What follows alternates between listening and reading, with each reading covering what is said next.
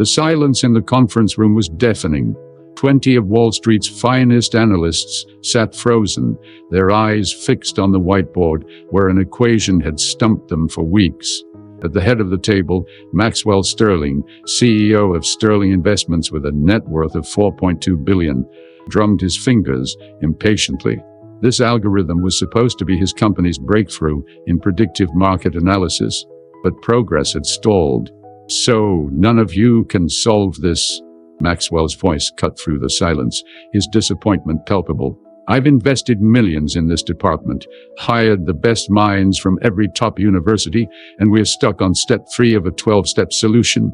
The team of mathematicians and analysts avoided eye contact, shuffling papers and mumbling excuses. At 52, Maxwell had built his empire through ruthless efficiency and an uncanny ability to see patterns in market chaos. But lately, the magic seemed to be fading.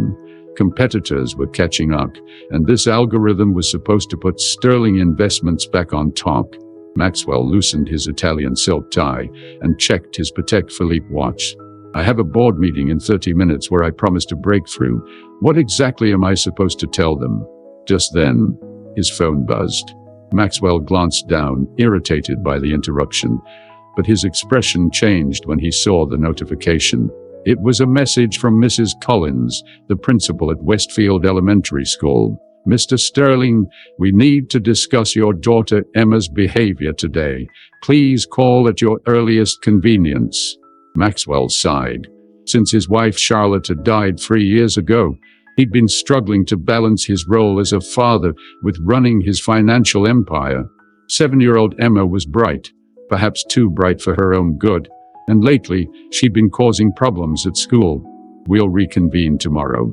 I expect solutions, not excuses," Maxwell announced, gathering his papers. As the team filed out, relief evident on their faces, Maxwell's assistant Jennifer stepped in. "Sir, your driver is ready. The board members are already arriving at headquarters. Tell them I'll be 15 minutes late. I need to make a call first." Alone in the conference room, Maxwell dialed the school principal. "Mr. Sterling, thank you for calling back so promptly," Mrs. Collins began, her voice a careful neutral. "We had an incident today in Emma's mathematics class." Maxwell braced himself. "What happened this time?" "Well, Emma's teacher, Ms. Peterson, was conducting a lesson on basic multiplication when Emma raised her hand and said the entire curriculum was baby math. When Ms. Peterson tried to redirect her, Emma went to the board and started writing what appeared to be complex equations." Maxwell pinched the bridge of his nose. "I apologize for the disruption. That's not why I'm calling, Mr. Sterling. I'm calling because what Emma wrote on the board, well, our math department chair says it's graduate-level differential equations. He'd like to know where she learned this." Maxwell froze, his gaze drifting to the whiteboard, where his team of experts had been stumped for weeks. "Mr. Sterling, are you still there?" Yes, I'm here. I'll come pick Emma up myself. I'll be there in 30 minutes. My name is Theo Teller, and if this introduction has already piqued your curiosity, leave your like to follow the unfolding of this extraordinary journey. Which city are you watching this from? Let us know in the comments below. The sleek black Bentley pulled up to the curb outside Westfield Elementary, drawing curious stares from parents waiting to pick up their children. Maxwell rarely handled school pickups himself. That was typically Jennifer's job, or Emma's nanny, Mrs. Rodriguez. But today was different. As he walked through the school's corridors, Maxwell felt oddly out of place in his $3,000 suit. Parents and teachers tried not to stare as he passed, but he was used to the attention. What he wasn't used to was the uncertainty gnawing at him. Principal Collins met him outside her office, her professional smile not quite reaching her eyes. "Mr. Sterling, thank you for coming so quickly." "Where's Emma?" Maxwell asked, skipping pleasantries. "She's in my office with Dr. Harmon, our mathematics department head. He's quite fascinated by what she's demonstrated today." Inside the office, Maxwell found his daughter sitting cross-legged on a chair too big for her small frame, her dark curls, so like her mother's, falling around her face as she scribbled intently in a notebook. Beside her, an older man with wire-rimmed glasses was watching with undisguised amazement. "Daddy!" Emma looked up, her smile revealing a missing front tooth. "I did math today, and Mr. Harmon says it's big kid maths." Maxwell gave his daughter a quick smile before turning to the mathematician. "Dr. Harmon, I presume? I'm Maxwell Sterling." The older man stood, adjusting his glasses. "Yes, Mr. Sterling, I've never seen anything quite like this. Your daughter seems to have an intuitive grasp of mathematical concepts most of my undergraduate students struggle with." Maxwell glanced at Emma's notebook. His breath caught as he recognized fragments of the very algorithm his team had been working on. "Emma," he asked carefully, "where did you learn this?" Emma shrugged, the casual gesture of a child unaware of having done anything extraordinary. "Mommy taught me, before she got sick." The room fell silent. Charlotte had been a brilliant mathematician before she'd left academia to raise Emma. Maxwell had always known this, but he hadn't realized she'd been teaching their daughter. "She said it was our special game," Emma continued, oblivious to the adult's stunned expressions. "We'd play with numbers instead of dolls sometimes." Dr. Harmon cleared his throat. "Mr. Sterling, your daughter's abilities are exceptional. We should discuss specialized education options, perhaps." "Thank you for your concern," Maxwell interrupted, suddenly needing to get out of there. "I'll look into it. Emma, gather your things. We need to go." In the car, Emma chatted about her day, while Maxwell struggled to process what he'd witnessed. Charlotte had been gone for 3 years, and in all that time, he'd never known about this game she'd played with their daughter. What else had he missed? As they neared his office building, Maxwell made a decision. "Emma, how would you like to see where Daddy works?" Emma's eyes widened. "Really? You never let me come to your big building." "Well, today is special." Maxwell tapped his driver on the shoulder. "Change of plans, Richard. We're going to the office." 20 minutes later, Maxwell stood in the conference room, watching as Emma approached the whiteboard with its complex equation, the same one that had stumped his entire analytics team. "This is like Mommy's puzzle game," she said simply, picking up a marker. Maxwell held his breath as his 7-year-old daughter began to write, her small hand moving with surprising confidence across the board. The boardroom was uncomfortably silent as Emma finished writing on the whiteboard. Maxwell stood transfixed, his mind struggling to reconcile the little girl in pigtails and a Disney princess backpack with the complex mathematical notations flowing from her marker. When she stepped back, capping the marker with a satisfied smile, Maxwell approached the board slowly, studying her work. "Emma," he said softly, "how did you know to do this?" "It's the butterfly method," she replied matter-of-factly. "Mommy said, when numbers get tangled, you have to find the pattern, like how butterflies change. First they're caterpillars, then they go to sleep, then they wake up different." Maxwell swallowed hard. Charlotte had been researching pattern recognition algorithms before she'd left academia. The butterfly method. It sounded like something she would have created and then simplified for a child's understanding. "Is it right, Daddy?" Emma asked, uncertainty creeping into her voice. Maxwell studied the equations, recognizing pieces of what his team had been working toward. "I'm not sure, sweetheart. Let me call someone who can help us check." He pressed the intercom. "Jennifer, please ask Dr. Winters to come to my office immediately." While they waited, Maxwell knelt beside Emma. "Your mother was very smart, wasn't she?" Emma nodded enthusiastically. "The smartest. She said girls can be just as good at math as boys, even better sometimes. She said I shouldn't let anyone tell me my brain isn't for numbers." A lump formed in Maxwell's throat.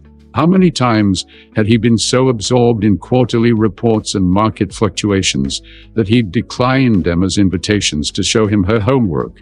How many opportunities had he missed to see this extraordinary gift his wife had nurtured? Dr. Winters, the head of Maxwell's analytics team, entered the office and stopped short of the sight of Emma. "Sir, you wanted to see me?" "Yes, Graham. I'd like you to look at this." Maxwell gestured toward the whiteboard. Dr. Winters approached, his expression shifting from confusion to astonishment as he studied the equations. "This This is remarkable. It's an elegant solution to the pattern recognition problem we've been stuck on. He turned to Maxwell. Where did this come from? My daughter solved it, Maxwell said, placing a hand on Emma's shoulder. Dr. Winters looked from Emma to Maxwell, disbelief evident. Your daughter? My mommy taught me, Emma said proudly. It's our butterfly game. Dr. Winters shook his head in amazement. Well, your butterfly game just solved a problem my team of PhDs has been wrestling with for weeks. He turned to Maxwell. Sir, with your permission, I'd like to run some simulations with this approach immediately. Maxwell nodded, then checked his watch. The board meeting had started 15 minutes ago. Go ahead. And Graham, not a word about where this came from. Not yet. After Dr. Winters left, Maxwell faced a dilemma. He had a boardroom full of executives waiting for him, but he couldn't leave Emma alone in his office. Emma, how would you like to sit in on Daddy's important meeting? Emma's eyes widened. Can I bring my drawing pad? Of course. Walking into the boardroom with Emma's small hand in his created a stir among the board members. Maxwell had never brought his daughter to work, let alone to a board meeting. Gentlemen, ladies, please excuse my tardiness and the unexpected guest, Maxwell announced, guiding Emma to a chair next to his at the head of the table. My daughter Emma had a school situation that required my attention. Harold Whitmore, his most vocal critic on the board, raised an eyebrow. I assume you have good news about the algorithm, Sterling. That is why we're all here. Maxwell met Harold's gaze evenly. As a matter of fact, I do. We've had a breakthrough. Dr. Winters is running simulations as we speak. Really? Harold's tone was skeptical. Just this morning, your team reported being at an impasse. Maxwell felt Emma's eyes on him, watching curiously as the adults spoke in their serious voices about things she probably didn't understand. Or did she? For the first time, Maxwell wondered exactly how much his daughter comprehended of the adult world around her. As the board meeting progressed, Maxwell found himself increasingly distracted by Emma, who sat quietly beside him, alternating between drawing in her notebook and watching the proceedings with curious eyes. The board members continued their discussion of quarterly projections and market strategies, but Maxwell's mind kept returning to the whiteboard in his office and the equations his daughter had solved so effortlessly. Mr. Sterling? The voice of Diane Mercer, his CFO, pulled him back to the present. Your thoughts on the Asian market expansion? Maxwell cleared his throat. Proceed as planned. The projections look solid. He glanced at his watch. Now, about the algorithm development. Just then, the boardroom door opened, and Jennifer appeared with a tablet in hand. She approached Maxwell discreetly, bending to whisper in his ear. Sir, Dr. Winters says it's urgent. The simulations are complete. Maxwell nodded. Ladies and gentlemen, if you'll excuse me for just a moment. He turned to Emma. Stay here with Jennifer, sweetheart. I'll be right back. In the hallway, Dr. Winters was waiting, his expression a mixture of excitement and disbelief. It works, he said, before Maxwell could speak. The approach your daughter provided, it's revolutionary. We ran it through 3 different data sets, and the predictive accuracy is hovering around 92%. Maxwell felt a surge of emotions, pride, amazement, and an unexpected pang of grief for Charlotte, who had seen this potential in their daughter when he had been too busy to notice. How soon can we implement it? We can integrate it into our trading systems within 48 hours. But sir, I have to ask, where did Emma learn this? This isn't just advanced math. This is an innovative approach to pattern recognition that I've never seen published anywhere. Maxwell hesitated. My late wife was researching similar concepts before she left academia. Apparently, she'd been teaching Emma. Dr. Winters shook his head in amazement. Sir, with all due respect, what your daughter did goes beyond teaching. This is original work. If she can explain her approach clearly enough for us to document it, this could be publishable. It could change how we approach predictive modeling across the industry. Maxwell's mind raced with possibilities and concerns. Emma was just 7 years old. The idea of subjecting her to academic scrutiny or industry attention didn't sit right with him. Yet he couldn't deny the significance of what she'd accomplished. Let's focus on implementation first, Maxwell decided. I'll talk to Emma. When Maxwell returned to the boardroom, the discussion had moved on to marketing strategies. Emma had filled 3 pages of her notebook with drawings, not of princesses or unicorns, but of what appeared to be flowcharts and diagrams. Update on the algorithm, Maxwell announced, reclaiming the room's attention. We've had a significant breakthrough. Initial simulations show a predictive accuracy of 92%. The room erupted in surprised murmurs. Harold Whitmore leaned forward. That's a remarkable improvement. What changed since this morning? Maxwell hesitated, glancing at Emma, who was now watching him intently. We explored an unconventional approach, one that hadn't been considered before.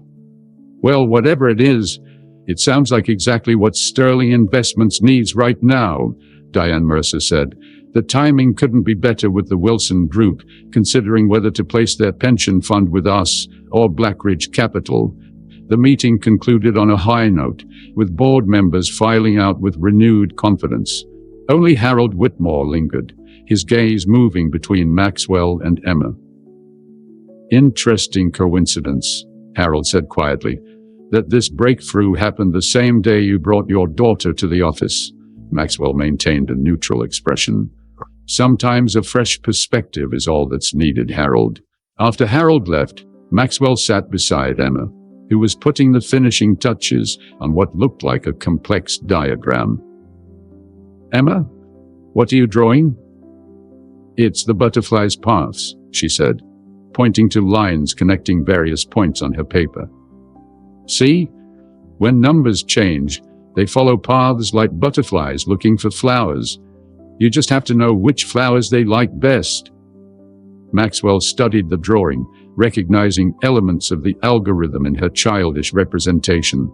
Emma, would you like to explain this to Dr. Winters? He's very interested in your butterfly method.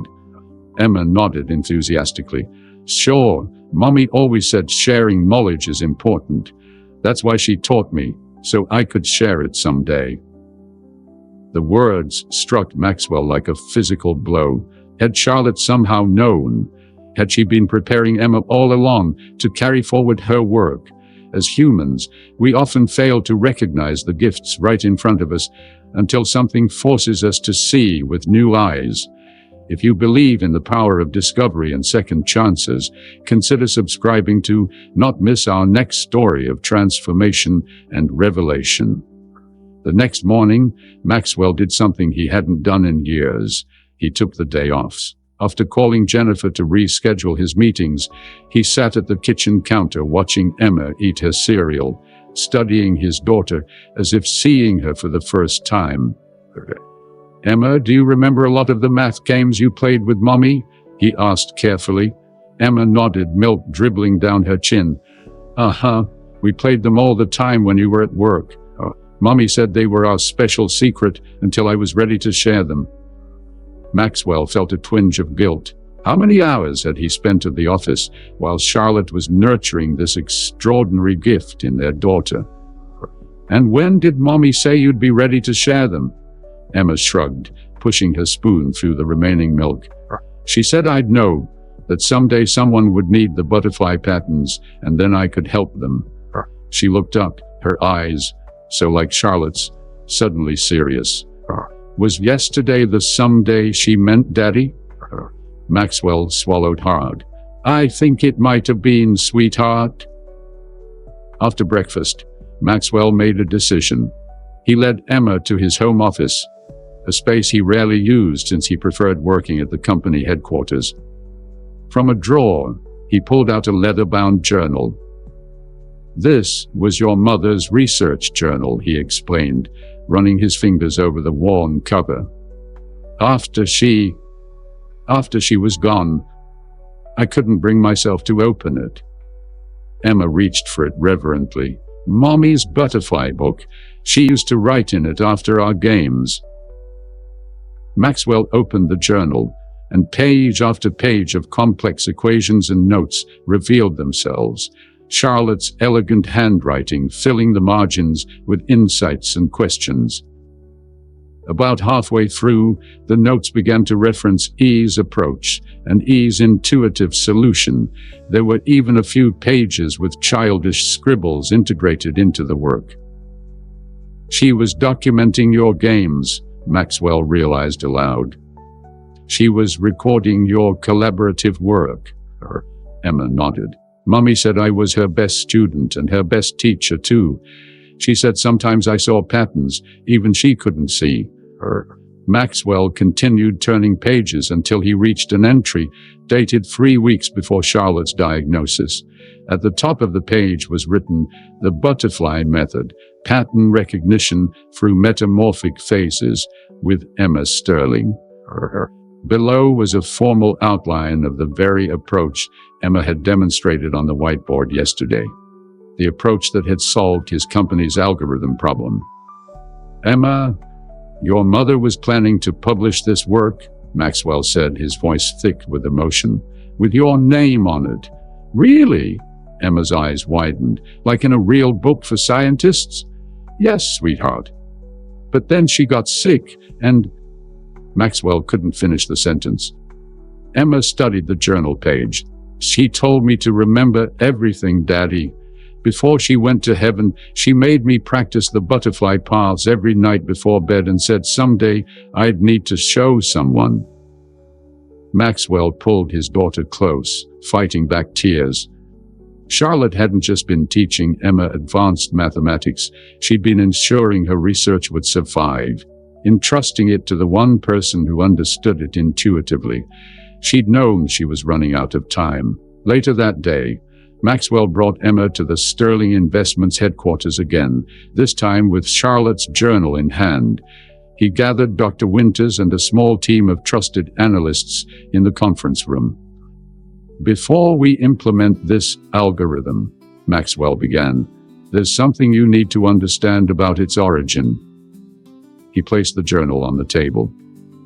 "This method was developed by my late wife, Dr. Charlotte Sterling, in collaboration with our daughter." Dr. Winters looked up in surprise. "Your wife was Charlotte Reynolds, the mathematician who published that groundbreaking paper on dynamic systems modeling a decade ago?" Maxwell nodded, surprised by Winters' recognition of Charlotte's work. "Yes.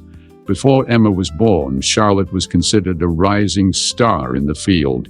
She chose to step back from academia when we started our family, but she never stopped her research. I knew she'd taken a break from publishing, but I had no idea." Dr. Winters reverently opened the journal. "Her work on nonlinear systems was required reading when I was in graduate school." While the team examined Charlotte's notes, Emma sat in Maxwell's office with Jennifer, drawing more of her butterfly patterns. Maxwell watched his team's growing excitement through the glass wall, separating his office from the conference room. For the first time, he saw the full picture of what Charlotte had created, not just a mathematical approach, but a legacy she'd carefully preserved through their daughter. And in his blind ambition, he'd nearly missed it entirely. Dr. Winters stepped away from the group and approached Maxwell. "Sir, this is more groundbreaking than we initially realized. If we implement this algorithm as planned, it will give Sterling Investments an unprecedented advantage in the market. And you can make it work based on these notes?" "With Emma's help to clarify certain aspects, yes. But Mr. Sterling," Dr. Winters hesitated, "this work deserves academic recognition as well. Dr. Charlotte Sterling should be acknowledged posthumously for this contribution to the field." Maxwell nodded slowly, considering the implications. "And Emma's role? That's unusual, certainly. A child co-author would raise eyebrows. But the evidence of her contribution is clear in these notes." Maxwell looked through the glass at his daughter, now spinning in his office chair, while Jennifer laughed. a 7-year-old mathematical prodigy who carried her mother's brilliant legacy. What was the right path forward? Over the next few days, Maxwell found himself navigating uncharted territory. By day, he worked with Dr. Winters and a small, carefully selected team to implement Charlotte and Emma's algorithm into Sterling Investments trading systems. By night, he pored over Charlotte's journal, discovering pages of notes about Emma's unique mathematical intuition and Charlotte's efforts to document it. On Wednesday afternoon, Maxwell sat in his home library with Emma, gently asking her to explain more about the butterfly method. She sat cross-legged on the leather couch, Charlotte's journal open beside her. "See, Daddy, regular math is like looking at butterflies sitting still on flowers. But real butterflies don't stay still, they move and change," Emma explained, tracing patterns in the air with her finger. "Mommy said market numbers are like butterflies that are always flying, and you have to predict where they'll land next." Maxwell recorded their conversation, amazed at how Emma could translate complex mathematical concepts into simple metaphors. "And how do you predict where they'll land?" he asked. "You have to watch how they fly," Emma said matter-of-factly. "Some butterflies like certain flowers better, even if other flowers are closer, so you have to know what kind of butterfly you're watching." Maxwell realized Emma was describing preference-weighted probability patterns, a concept that had eluded his team of experts. Later that evening, after putting Emma to bed, Maxwell found himself in Charlotte's study, a room he'd kept exactly as she'd left it 3 years ago. He rarely entered it, finding the preserved space too painful a reminder of her absence, but tonight he needed to be closer to her. The room was dusty, but otherwise untouched. Charlotte's degrees hung on the wall. Her bachelor's from MIT, her PhD from Stanford in applied mathematics. Framed academic journal covers featured her early publications. On her desk sat a photograph of Charlotte holding newborn Emma, her face radiant with joy.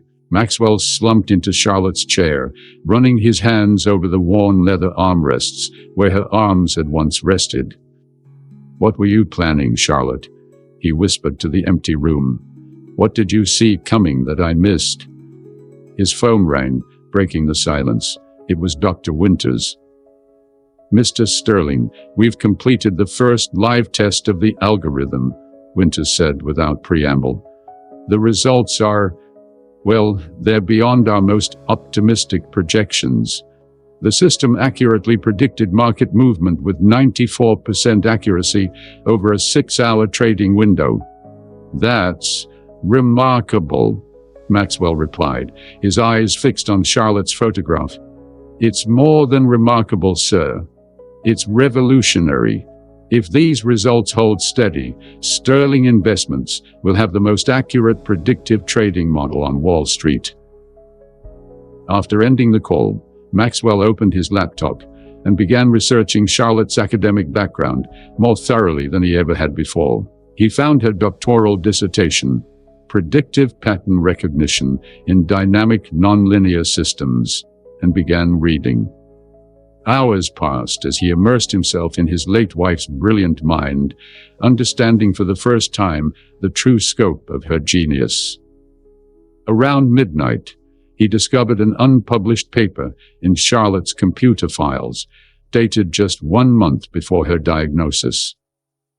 Intuitive Approaches to Complex Systems, Case Study of Natural Pattern Recognition in Early Childhood Development. The paper detailed Charlotte's observations of Emma's unique approach to mathematical problems from ages 3 to 4, speculating about the untapped potential of children's intuitive understanding of patterns before formal education imposed more rigid thinking frameworks. The piece concluded with a section that made Maxwell's breath catch. While traditional mathematics education often emphasizes memorization and procedural knowledge, my work with Subject E suggests that children possess natural intuitive capabilities for complex pattern recognition that may be irretrievably altered by conventional teaching methods. Further, this case study suggests that certain individuals may possess exceptional natural abilities to perceive patterns in dynamic systems, abilities that traditional testing methods fail to identify. This raises critical questions about how we identify and nurture mathematical talent, particularly in young girls who are statistically less likely to be identified as mathematically gifted, despite no evidence of inherent gender differences in mathematical ability. Charlotte had been doing more than teaching Emma advanced mathematics. She had been studying her, documenting a revolutionary approach to mathematical cognition through their mother-daughter games. The next morning, Maxwell called Harold Whitmore, the board member who had seemed suspicious of Emma's involvement. "Harold, I need to meet with you privately before tomorrow's board meeting. There's something you should know about the algorithm." "I'm intrigued," Harold replied. "My office, 3 o'clock. At precisely 3, Maxwell arrived at Harold's corner office at Whitmore Ventures, a sleek space with panoramic views of Manhattan. He brought Charlotte's journal and her unpublished research. "Thank you for meeting me, Harold," Maxwell began, placing the materials on Harold's desk. "What I'm about to share requires discretion." Harold raised an eyebrow. "You've piqued my curiosity, Sterling. Obey." For the next hour, Maxwell explained Charlotte's research, Emma's contribution, and the ethical dilemma he now faced.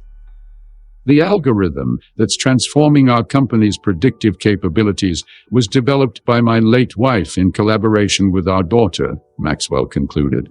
"The question is, how do we honor that appropriately?" Harold leaned back in his chair, steepling his fingers. "This is unexpected. And you're certain about the child's contribution. It wasn't just Charlotte using Emma as a test subject." Charlotte's notes are explicit. Many of the key insights came from Emma's intuitive approach to the problems. Charlotte was documenting and formalizing what Emma was doing naturally. Harold was silent for a long moment. "You realize what this means for Sterling Investments, for the financial world in general?" Maxwell nodded. "I do. But I also know what it means for Emma. She's 7 years old, Harold. I don't want her childhood sacrificed to academic scrutiny or corporate interests.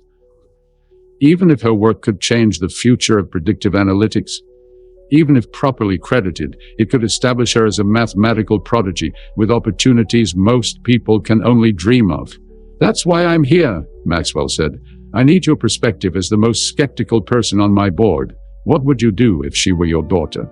Harold Whitmore drummed his fingers on his desk, contemplating Maxwell's question. The gravity of the situation hung in the air between them, two powerful men discussing the future of a 7-year-old girl whose mathematical intuition could reshape their industry. "If she were my daughter," Harold finally said, his usual sharp tone softening, "I would protect her childhood at all costs while finding a way to honor her mother's legacy." The Maxwell hadn't expected such sentiment from Harold, who was known for his ruthless business tactics. Harold continued, "I lost my wife when my son was young too, Sterling. Different circumstances, but I understand the weight of being a single parent with a legacy to protect." He leaned forward. "Here's what I would do. Acknowledge Charlotte as the primary developer of the algorithm in all official documentation. Present it as her final posthumous contribution to mathematics. And Emma's role? Keep it private for now, at least until she's older and can decide for herself how public she wants to be about her abilities." Harold gestured to Charlotte's journal. "This evidence isn't going anywhere. When the time is right, maybe when she's finishing high school or entering university, Emma can claim her rightful place as co-creator if she chooses to." Maxwell considered this. And the board? Tell them the truth, but request confidentiality. Position it as protecting a minor and honoring your late wife's. Harold gave a thin smile. Even the most profit-driven among us can understand those motivations. As Maxwell left Harold's office, his phone buzzed with a text from Mrs. Rodriguez, Emma's nanny. Emma insisted on bringing her math notebooks to school today. Principal Collins called. There's been another incident. Maxwell redirected his driver to Westfield Elementary. This time, Principal Collins wasn't alone in her office. Beside her sat a tall woman with silver-streaked hair pulled into a severe bun, introducing herself as Dr. Eliza Montgomery from the Center for Exceptional Cognitive Development. Mr. Sterling, Dr. Montgomery began without preamble. I've been observing Emma today at Principal Collins' request. What I've seen is remarkable. Maxwell tensed. You've been observing my daughter without parental consent. Principal Collins interjected quickly. It wasn't planned, Mr. Sterling. Dr. Montgomery was here for another student when Emma began demonstrating her abilities in math class again. She was quite insistent on showing her teacher something called butterfly paths. Dr. Montgomery leaned forward. Mr. Sterling, in 30 years of studying mathematically gifted children, I've never seen intuitive understanding at this level. Emma doesn't just solve problems. She appears to visualize complex systems in ways that even trained mathematicians struggle with. Maxwell felt a surge of protective instinct. And we would like to offer Emma a place in our accelerated program. She would receive specialized education tailored to her unique abilities, while still maintaining normal social development with peers. You want to take her away from her school, her friends? Not entirely. Our program operates 3 days a week. Emma would remain at Westfield the other 2 days. Maxwell felt cornered. The very thing he'd feared was happening. Outside institutions taking interest in Emma's abilities. I need time to consider this, he said firmly. Of course, Dr. Montgomery replied, sliding a business card across the desk. But Mr. Sterling, children like Emma are incredibly rare. Without proper nurturing, such gifts can go dormant or be redirected in less productive ways. Or worse, they can become a source of isolation. After collecting Emma from the classroom, Maxwell took her to Central Park. They sat on a bench near the duck pond, Emma happily eating an ice cream cone, while Maxwell tried to gather his thoughts. Emma, do you like school? He asked carefully. She shrugged. It's okay, but the math is too easy. And when I try to do my kind of math, Ms. Peterson gets confused. Would you like to go to a special school just for math a few days a week with other kids who like the kind of math you do? Emma looked up, ice cream dripping down her chin. Would they understand butterflies? Maxwell smiled, wiping her chin with a napkin. I think they might. Could I still see my friends from regular school? Yes. You'd still go to Westfield some days. Emma considered this seriously, in that peculiarly adult way she sometimes had. I think Mommy would like that. She always said I needed to find people who understood butterflies too. That evening, after Emma was asleep, Maxwell sat in his study with a glass of whiskey, Charlotte's journal open before him. The decision about Emma's education was just the beginning. There was still the matter of the algorithm, which was already transforming Sterling Investments' market position. His phone rang.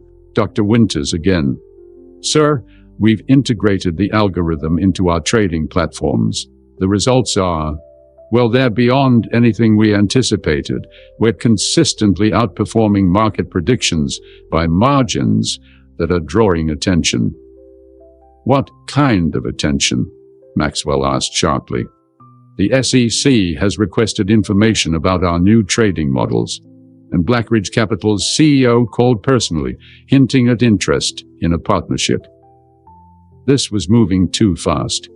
Maxwell had hoped for more time before the algorithm's impact became so visible. Implement security protocols, Restrict access to the algorithm's core functions to our original team only. And prepare documentation crediting Dr. Charlotte Sterling as the primary developer." "And Emma, sir?" Winters asked cautiously.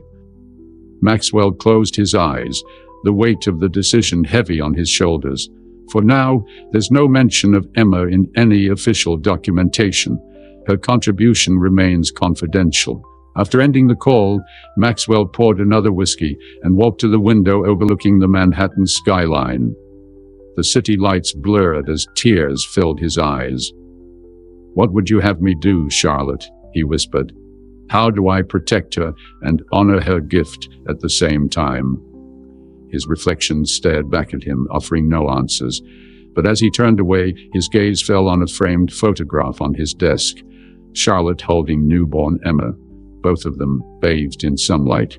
Beside it sat Emma's latest butterfly drawing, its intricate patterns now recognizable to Maxwell as advanced mathematical concepts rendered in crayon.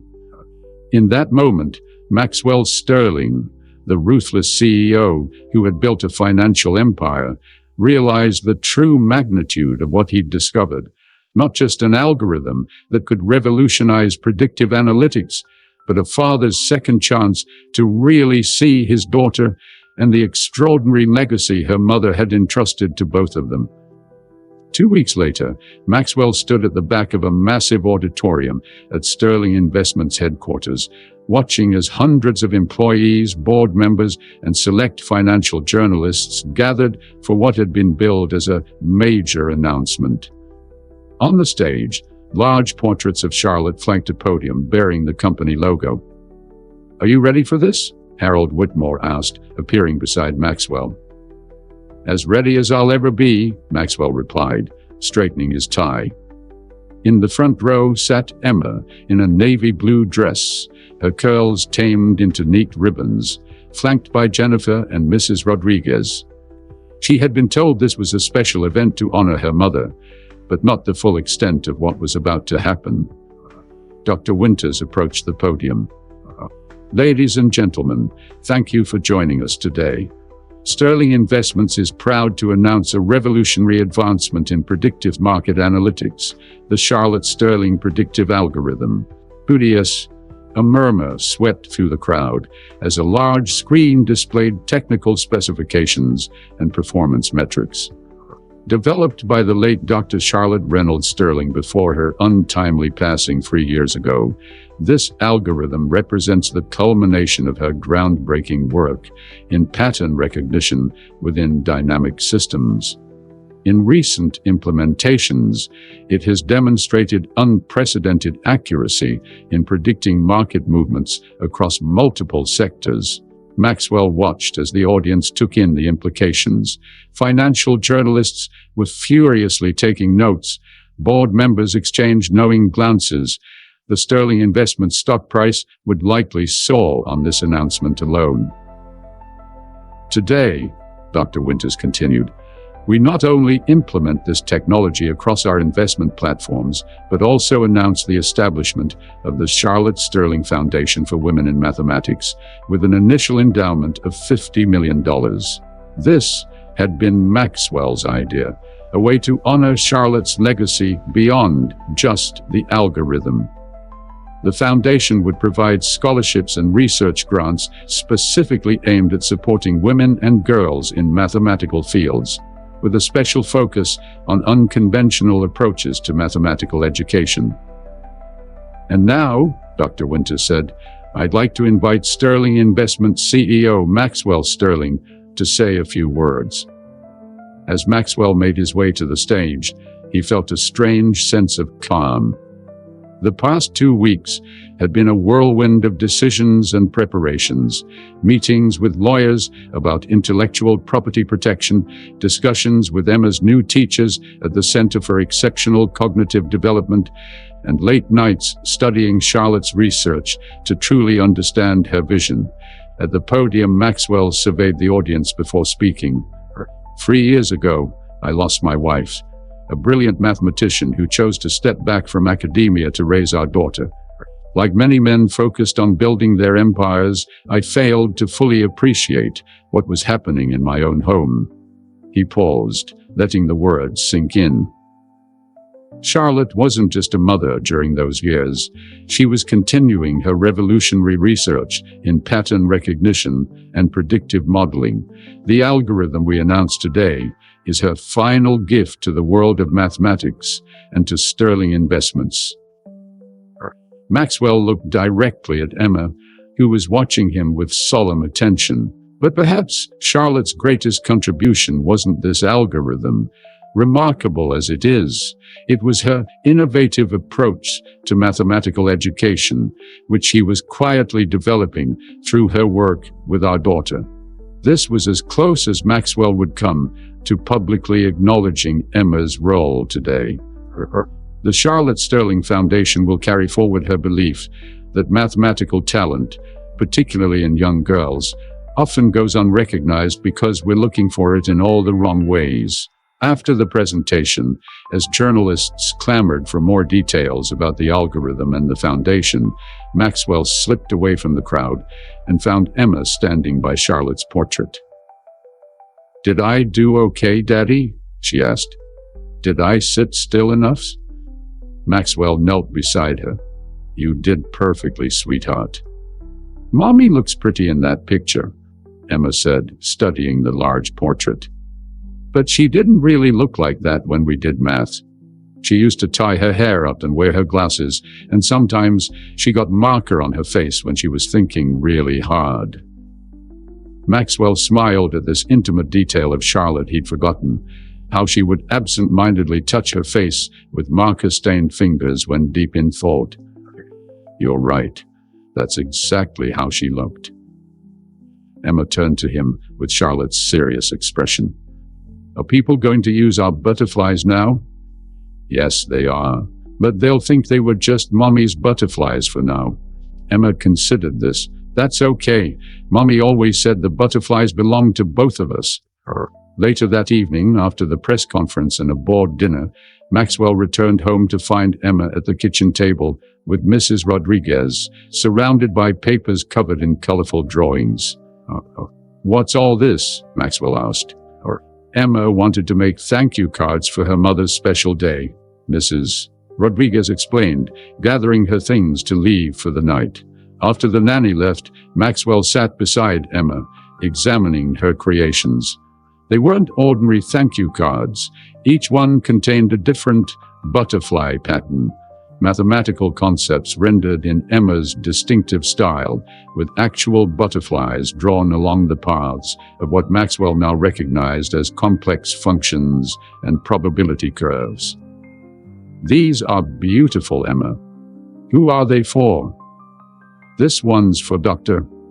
Winters, because he helped make Mommy's math work," Emma explained, pointing to a particularly intricate design. "This one's for Mr. Harold, because you said he helped keep our secret."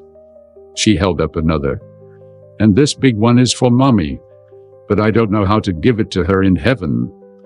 Maxwell felt his throat tighten. "I think we can find a way." The next morning, Maxwell took Emma to the cemetery for the first time since Charlotte's funeral. He had avoided bringing her here, telling himself she was too young. But now he understood that had been his own avoidance, not protection.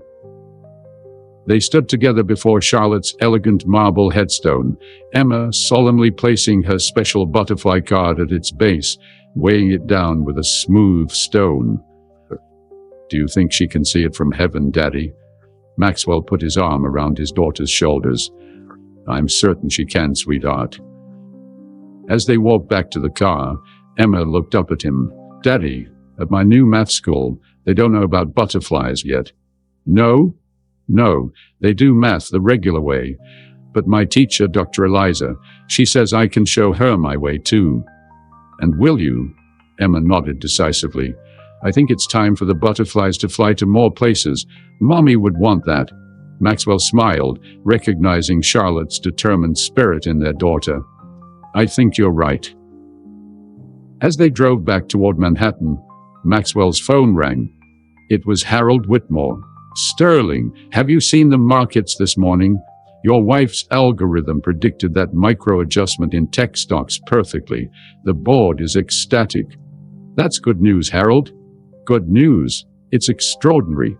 There's already talk of technology applications beyond investment banking. The medical research field is particularly interested in pattern prediction for disease outbreaks. Maxwell glanced at Emma, who was drawing butterflies on the fogged-up car window with her finger. Harold, I need to go. I'll call you back. Everything all right? Actually, yes, Maxwell said, surprising himself with how true it felt. For the first time in a very long time, everything is exactly as it should be. 6 months passed, bringing remarkable changes to both Sterling Investments and the Sterling household. The Charlotte Sterling algorithm had transformed the company into the most sought-after investment firm on Wall Street, with a waiting list of clients eager to entrust their wealth to the predictive power of Charlotte's mathematical brilliance. On a crisp autumn morning, Maxwell sat in the bleachers at the Center for Exceptional Cognitive Development, watching Emma present her work to a small group of specialized educators and fellow students. Now 8 years old, she stood confidently beside a whiteboard covered in colorful diagrams that had evolved from her butterfly drawings into more formalized, though still uniquely Emma, representations of complex mathematical concepts. The butterfly method sees numbers as living things that follow patterns, just like butterflies follow invisible paths to flowers, Emma explained, her voice carrying clearly through the small auditorium. When we understand these paths, we can predict where the numbers will go next, even when the wind changes. Dr. Montgomery, who had become Emma's primary instructor, beamed with pride. Under her guidance, Emma was developing the language to explain her intuitive understanding in ways that conventionally trained mathematicians could comprehend and document. After the presentation, Dr. Montgomery approached Maxwell. Emma's making remarkable progress in translating her intuitive approach into formal mathematical language. Several universities have expressed interest in documenting her methodology. Maxwell felt the familiar protective instinct rise. She's still just a child, Eliza. Of course, Dr. Montgomery assured him. Any formal documentation would be years away and entirely at your discretion. For now, we're simply preserving her process as she develops it. Emma bounded over, her presentation folder clutched to her chest. Did you like it, Daddy? Did I explain the butterflies right? You were brilliant, sweetheart, Maxwell said, kneeling to hug her. Your mother would be so proud. As they drove home, Emma chatted excitedly about her classmates, particularly a 9-year-old boy named Theo, who had an extraordinary memory for numbers, but struggled with social interaction. I'm helping Theo understand butterflies, she explained proudly. He can remember every number pattern perfectly, but he doesn't feel them like I do. So we're partners now. He remembers, and I feel. Maxwell marveled at his daughter's natural empathy, another gift from Charlotte that he'd nearly overlooked in his grief and ambition. At home, Maxwell found Jennifer waiting with a stack of documents requiring his signature. The SEC has approved our disclosures about the algorithm's methodology, Jennifer reported, and the Charlotte Sterling Foundation has received over 3,000 applications for the first round of scholarships. How many can we fund? With the current endowment, about 50. But Harold Whitmore called this morning. He's personally donating $20 million to establish a special research grant for mother-daughter teams in mathematics. Maxwell raised an eyebrow. Mother-daughter teams? Jennifer smiled. He said it was inspired by a certain collaborative duo that changed the face of predictive analytics. His words, not mine. After Jennifer left, Maxwell found Emma in Charlotte's study, which they had transformed into a shared workspace. The dust covers had been removed, Charlotte's books arranged alongside Emma's growing collection of mathematical texts, and a child-sized desk placed beside Charlotte's larger one. Emma was carefully organizing a box of items she'd found in Charlotte's desk drawers: old conference badges, university ID cards, and photographs from Charlotte's academic days. "What are you doing, sweetheart?" "Making a mummy museum," Emma replied, arranging the items on a corkboard. "For when people want to know about the butterfly lady." Maxwell sat beside her, helping to arrange Charlotte's credentials chronologically. "The butterfly lady. That's what kids at school call her when they talk about the algorithm. They say Emma's mom was the butterfly lady who could see the future in numbers." Maxwell smiled at the apt description. She would have liked that nickname.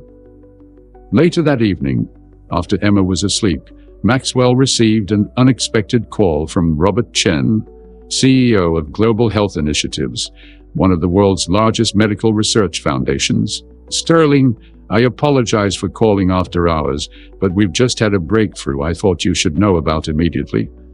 "What kind of breakthrough?" Maxwell asked, pouring himself a glass of whiskey. "Our team adapted the Charlotte Sterling algorithm to analyze pandemic spread patterns. As we discussed last month, the preliminary results are, well, they're game-changing. We've been able to predict regional outbreak patterns with unprecedented accuracy." Maxwell sat down, the full implications dawning on him. "You're saying the algorithm can help prevent pandemics?" "Not prevent, but predict, which gives us crucial time to allocate resources and implement containment measures before they become global crises. Maxwell, this could save thousands, potentially millions of lives." After the call, Maxwell stood at his apartment window, looking out at the city lights. Charlotte's algorithm, Emma's butterflies, was evolving beyond financial markets into something with the potential to change the world in ways neither he nor Charlotte could have imagined. The following weekend, Maxwell took Emma to the Metropolitan Museum of Art, specifically to see a special exhibition on mathematical patterns in nature. As they wandered through displays of nautilus shells, honeycomb structures, and fractal patterns in ferns, Emma tugged at his hand excitedly. "Daddy, look, butterflies." They stopped before a display of butterfly wing patterns, analyzed through mathematical models that revealed the geometric principles underlying their seemingly random beauty. "See? Even real butterflies follow math paths," Emma said, her eyes wide with wonder. "Mommy was right about everything." A museum docent overheard them and smiled. "Are you interested in the mathematical patterns of butterfly wings, young lady?" Emma nodded enthusiastically. "I study butterflies, but not just the real ones. Number butterflies, too." The docent looked confused but charmed by Emma's enthusiasm. "Number butterflies? That sounds fascinating." "It is," Maxwell said, placing a hand on Emma's shoulder. "My daughter has a unique way of visualizing mathematical patterns." "Are you a mathematician too?" the docent asked Maxwell. "No, I'm just a student of my daughter's approach," Maxwell replied with a smile. "She inherited her mathematical gifts from her mother."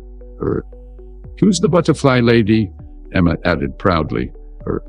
Later, as they sat in the museum cafe sharing a slice of chocolate cake, Emma suddenly looked up at Maxwell with Charlotte's serious expression.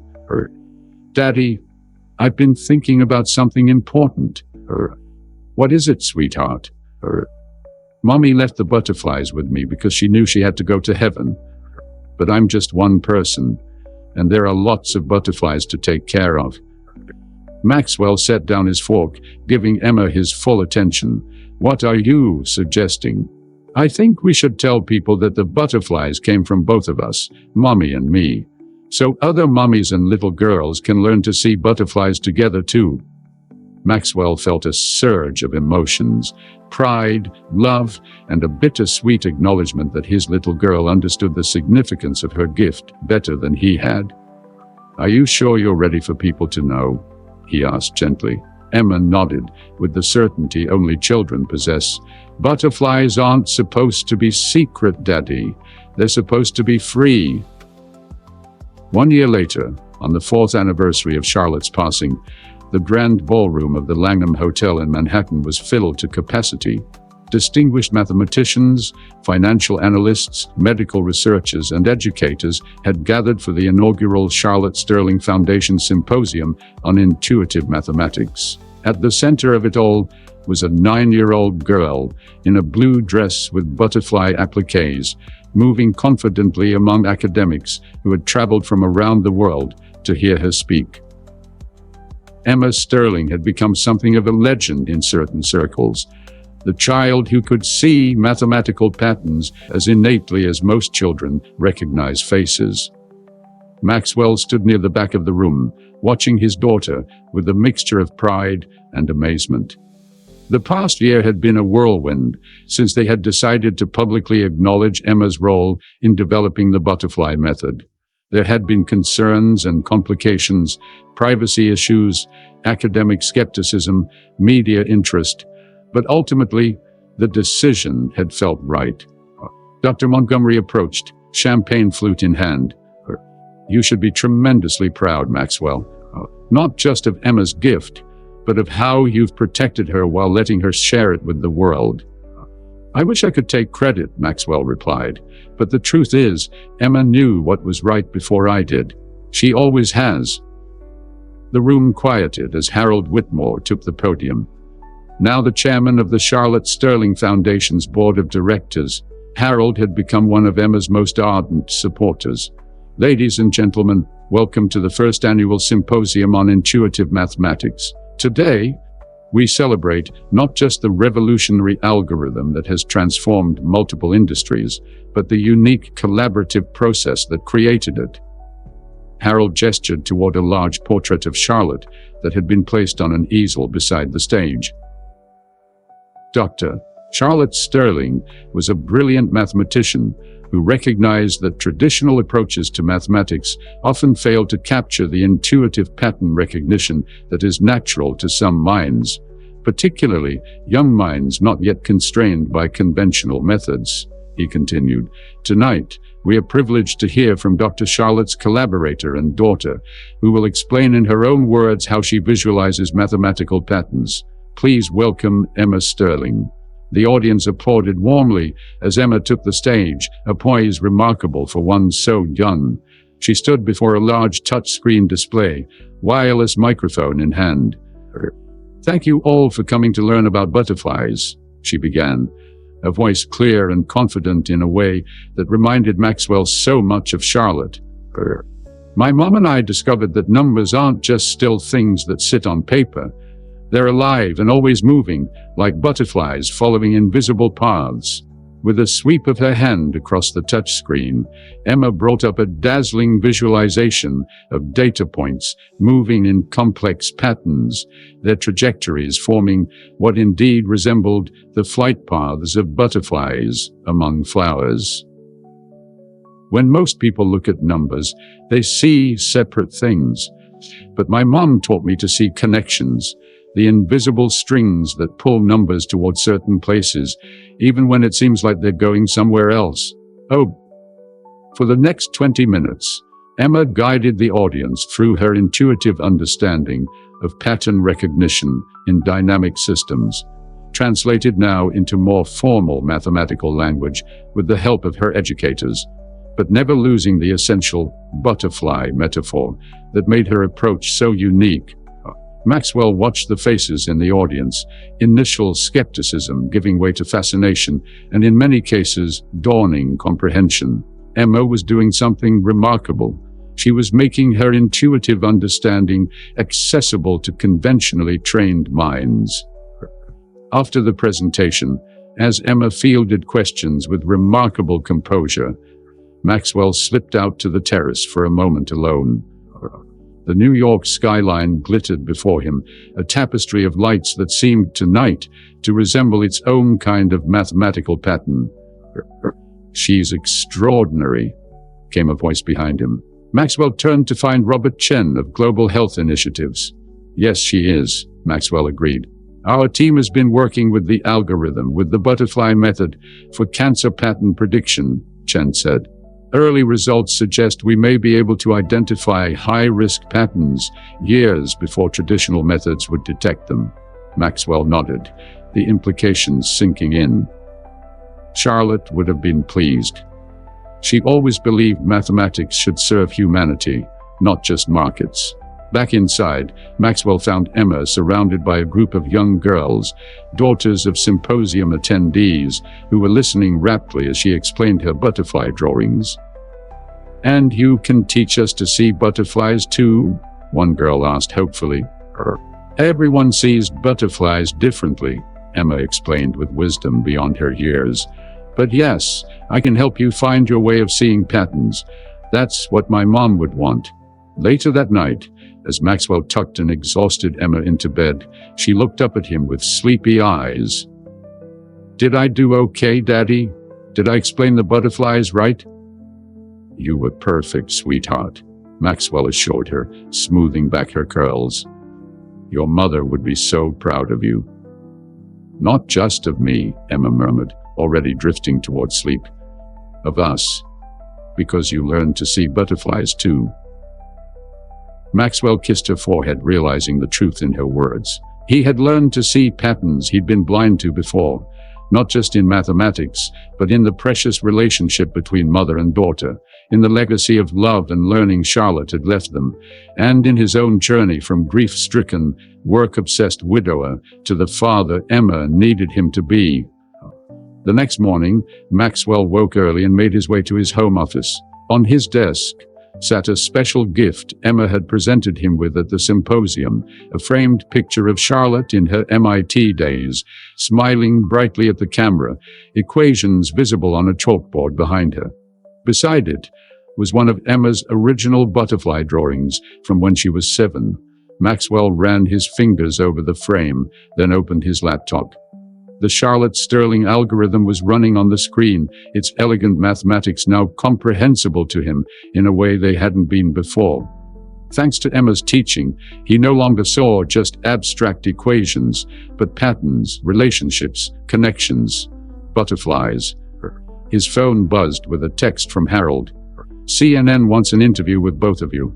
Emma's butterfly method is receiving international attention after last night." Maxwell smiled, typing back, "Let me check with my partner first." He glanced at the photo of Charlotte again. "We're doing it right, aren't we?" he whispered. "Protecting her, but sharing her gift too." As if in answer, a real butterfly, unusual for his Manhattan apartment, fluttered against the window, its wings catching the morning light in iridescent blue. Maxwell watched it for a moment before it flew away, leaving him with a sense of peace he hadn't felt in years. In the kitchen, he found Emma already up, drawing butterflies at the table, while Mrs. Rodriguez prepared breakfast. "Good morning, butterfly girl," Maxwell said, pouring himself coffee. "How would you feel about talking to some reporters about your maths? Only if you want to." Emma considered this seriously, then nodded. "I think it's time for more butterflies to fly, Daddy. That's what Mommy would say." As they ate breakfast together, Maxwell reflected on the extraordinary journey that had brought them here. A 7-year-old solving an equation that stumped Wall Street had been just the beginning. The real story was about a mother's love, a child's gift, and a father learning to see what had been in front of him all along. Emma caught him staring and smiled. Charlotte smiled. "Daddy, what are you thinking about?" "About how sometimes the most important lessons come from unexpected teachers," Maxwell replied, "and how your mother knew that long before I did." "That's why she taught me the butterflies," Emma said matter-of-factly, "so I could teach them to you when she couldn't." Maxwell nodded, his heart full. "And now we're teaching them to the world together. And that, dear viewers, brings us to the end of this remarkable journey of discovery and legacy. I'm Theo Teller, and I want to thank you sincerely for watching this story unfold. If you were moved by Maxwell and Emma's journey, please leave a comment below sharing what touched you most.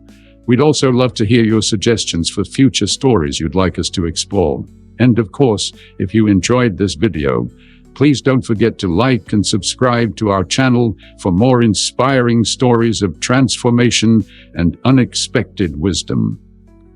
Until next time, remember that sometimes the most profound insights come from those we least expect to be our teachers.